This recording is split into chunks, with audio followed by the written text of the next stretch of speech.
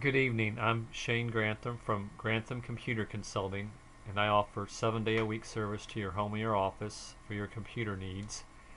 And tonight's blog, it's Monday, the 28th of November, 2011, and I'm going to talk briefly about what a hard drive is. And a hard drive is an electrical mechanical device which holds your operating system like Windows or Linux or a Mac, and it also holds your personal data that you create with maybe a spreadsheet, a word processing program, pictures, anything that you create is stored on the hard drive, and it's supposed to be permanent, you hope. But the main part of the hard drive, when you take the cover off of it, and this is something only someone who knows what they're doing should do with a hard drive, but the hard drive consists of a platter.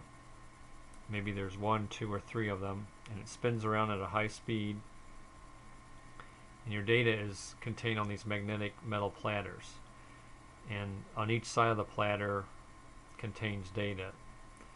The other important part is the read-write drive head, which moves back and forth very fast, reading and writing data to the hard drive.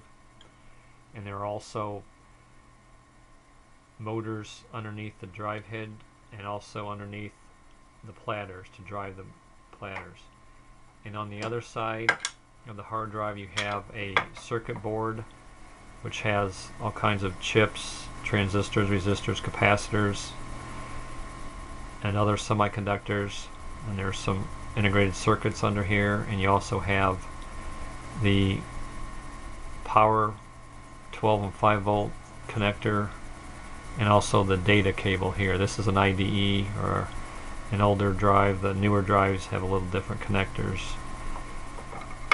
And the platters are maybe 1 to 3 of them in here, look like this. It's a very shiny metallic magnetic disk, hard disk that the data is written to. So it's kind of like looks like a mirror. It's very highly polished.